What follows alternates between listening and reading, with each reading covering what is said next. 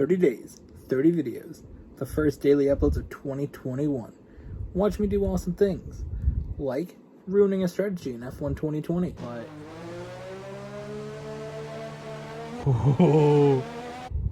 Returning to Overwatch for the first time in over a year. I think you win! Hell yeah, you gonna win.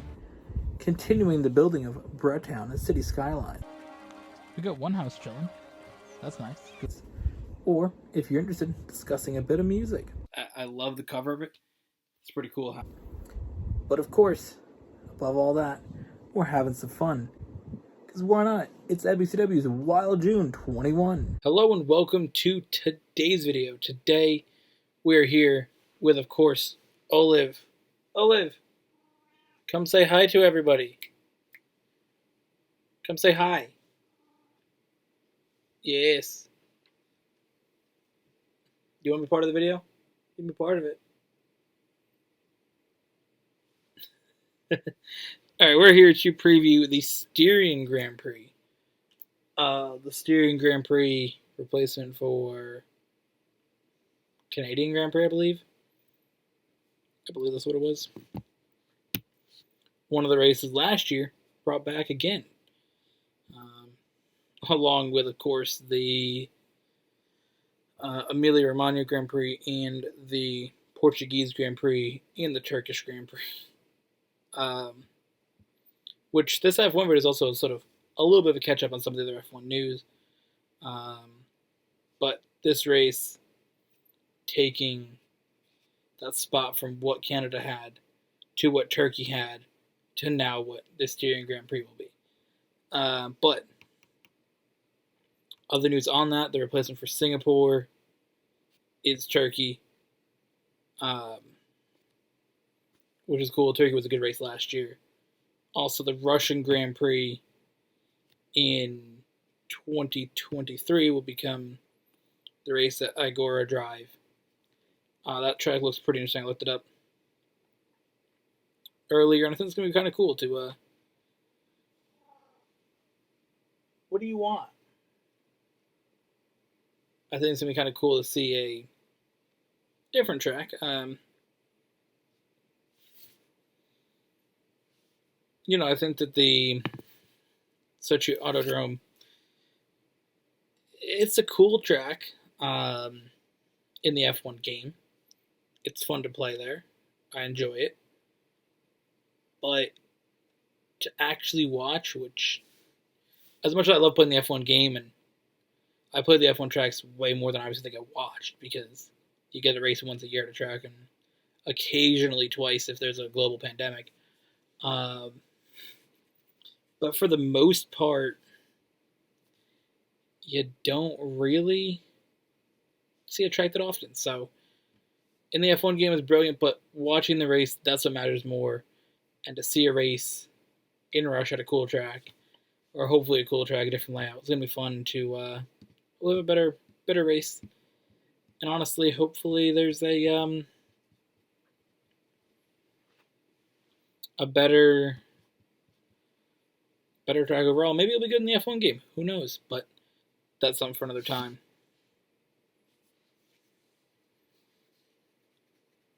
It is very interesting that this sort of came out.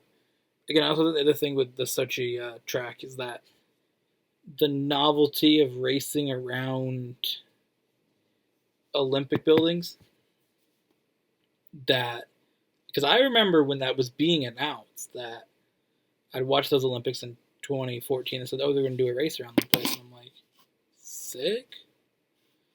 And for me, I really like the Olympics, so I thought it was pretty cool that they raced around that, but people don't care about the 2014 Olympics anymore. It wasn't even the most recent Winter Olympics, and honestly, it's going to be 2 Winter Olympics ago in, February of next year. So nobody really cares that they're racing around ice skating arena from then and the Olympic torch. So that's kind of worn off a little bit, that specialty of racing around an Olympic area. I think the area around it still is nice, but it is cool to go somewhere else as well. But we're here to preview the Styrian Grand Prix. So practice 1, top 3 in that, Verstappen, Gasly, and Hamilton. In practice 2, Verstappen, Ricciardo, and Ocon. And practice 3, that's qualifying. Practice 3, we had Hamilton, Verstappen, Bottas, sort of your normal trio. They were back after last week anyways. Until Bottas threw it, of course. But they were back up there in qualifying. Speaking of Bottas, that 3-place grid penalty for his absolutely brilliant spin in the pit lane in practice 2. My God. This guy's got to go. You look like a clown. I've made the comments about it before. I did a whole video on why Bottas should not be at Mercedes. And Mercedes needs a better driver to fight Red Bull. Make this championship as close as possible. That's what we're here for. We want to see a tight championship. I want to see, down to the last race, last pit stops in Abu Dhabi, who's going to win, who's going to lead from there. That's what I want to see. Constructors, Drivers' Championship. And I don't think Mercedes can do it with Bottas this year. I think the Red Bull car is a little better than the Mercedes car. And we're in a spot where we're getting close to the halfway point. After Hungary, they go on the break, and pretty much after Belgium, the halfway point's there. Or after Hungary, it's pretty much halfway, because Hungary's 11, there's 23 races. So after Hungary, when we get to that summer break, half of the season's gone. And if Mercedes isn't, getting Hamilton in a spot to do good, or giving up the points that they did in France by having Bottas get absolutely destroyed by both Max and by Perez, I think it's a situation where they need a new driver, and I think George Russell's that guy. I think you got to make that switch mid-season. I don't see why not.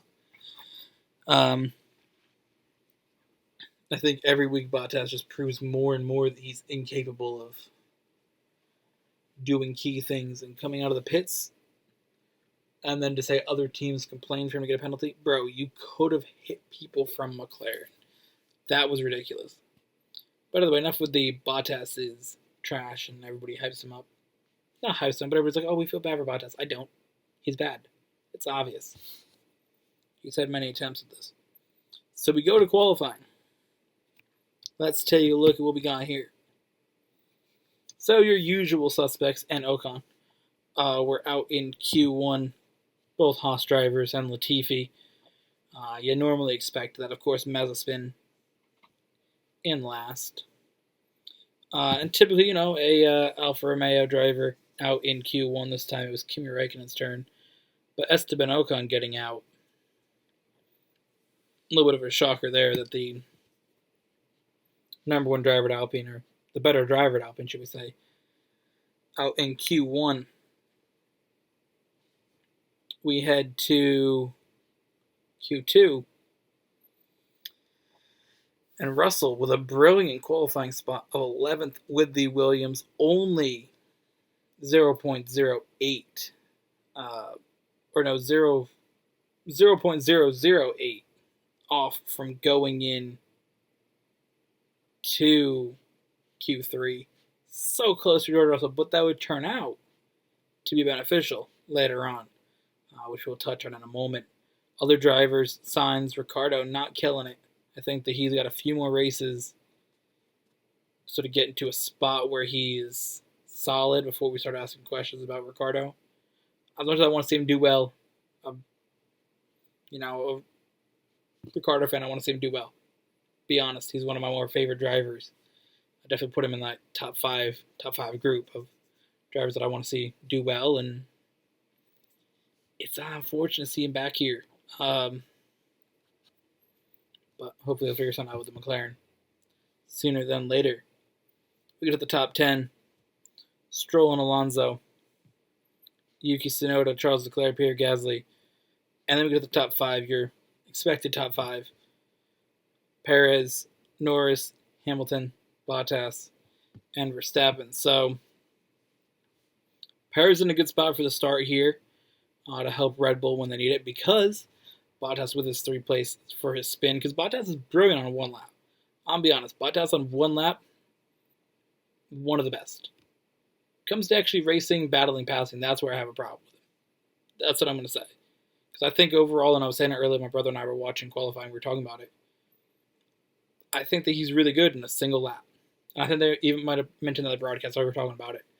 I agree. He's brilliant in a single lap, but battle situations, he's going to collapse.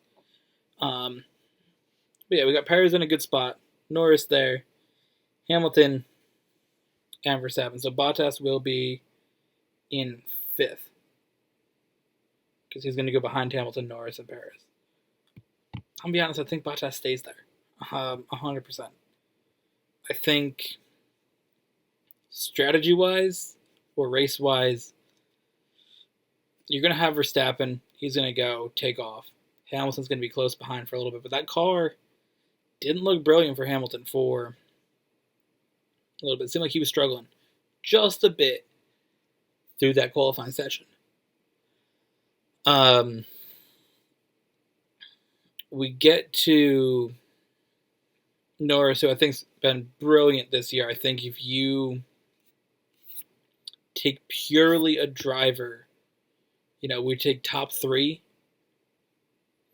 you're going to have Verstappen, Hamilton. But if we're going to look at a third driver there, Norris has been brilliant. He's the only driver to score points in every single race so far. Like, Norris has been very, very good. I'd put him in the top 3. Like, I guess by default Perez has a win, so he'd be top 3. But outside of your, those drivers, Norris is right up there. He's been in such a good spot. Like, between Norris and Perez, those are the 2 that I'm looking at for that 3rd spot, honestly. I think Perez being in a Red Bull definitely helps him move up into that 3rd spot. But, again, if we're just taking one driver from a team, Norris, 100%. And especially the drivers out of win, he's been so far ahead of the drivers. Bottas, Leclerc, who everybody still hypes up. And honestly, for some reason, on the cover of the F1 games, it's honestly because he's a Ferrari driver. That's it. He's not been amazing this year like everybody thinks he is. But you look at these drivers, like, Norris has been amazing. But on the other side of that, he's in the McLaren against a Red Bull. I think Perez gets him relatively easy on the start. And he proves me wrong. It'll be very, very interesting to have, Verstappen and Bottas going at each other, or Verstappen and Hamilton going at each other, because Bottas again's going to be behind Norris and Perez.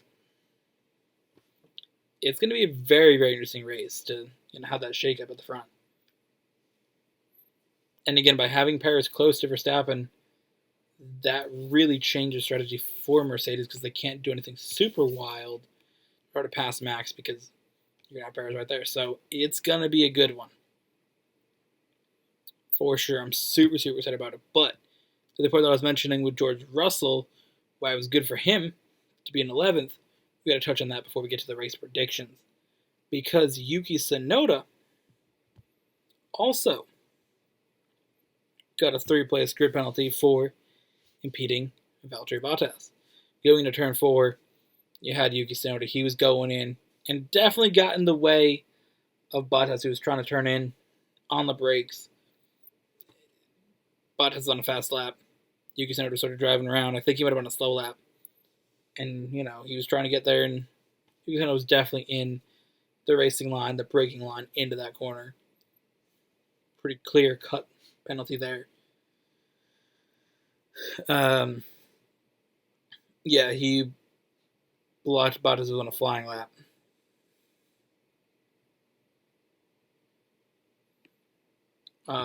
But he was told by the team that there wasn't a slower car there, but still. He didn't move out the racing line either way, which, hearing that the stewards knew that the team didn't tell him, kind of makes this a little bit, but...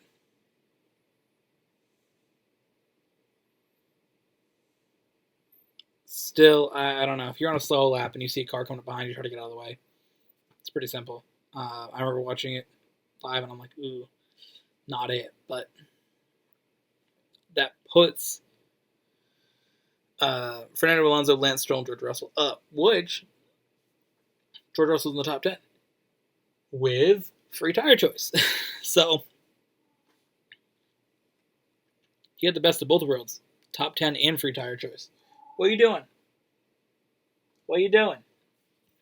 So, absolutely brilliant. So, let's make our predictions based on everything I said.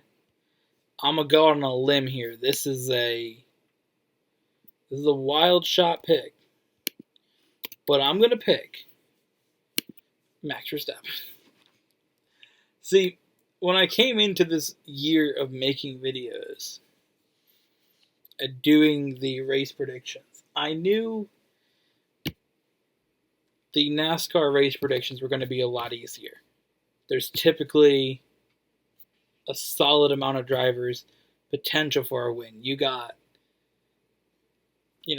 3 teams that have 4 cars. You have a few 3-car teams. You have a few 1-car teams that are solid.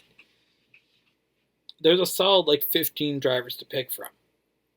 When it comes to F1 predictions, there's 4 or maybe 5. And typically with predictions, I'm not necessarily a go out on the limb kind of guy. Typically don't.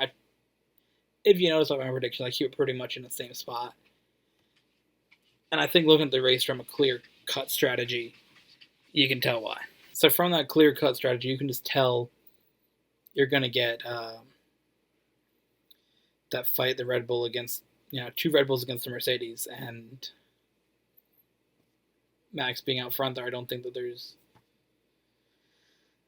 a way you get to really go out on a limb pick with that. I mean, it's Max or Lewis, and Max has the better car. So the only race I really went on a limb was Italy. I picked Max pretty much every race besides Imola, where I picked Paris, and Portugal, where I picked Hamilton. So, and I didn't pick a Spain one. I didn't make a video on that. So it's not really a go out on a limb kind of thing, and F1 is a little more, I think, on winner basis, a little more predictable than doing the NASCAR predictions, just because, again, there's so, basically for NASCAR, the amount of drivers that could win in a week is the amount of guys that are in the field for F1. So to say, all right, 20 drivers, who's winning, is a lot harder than saying, all right, 4 or 5 drivers, who's winning. Because genuinely, if you look at pure car performance, 4 drivers are going to have a shot at winning this weekend. You're going to have Max, you're going to have Perez, you're going to have Lewis, you're going to have Bottas. That's it. Purely based on what cars they're driving, that's it. And if something wild happens with those cars, Lando Norris is going to win. Most likely. So it's a little harder to say, no, this is what's happening in a prediction. But either way, thank you for watching. Hope you guys enjoyed. We'll see you all in the next one.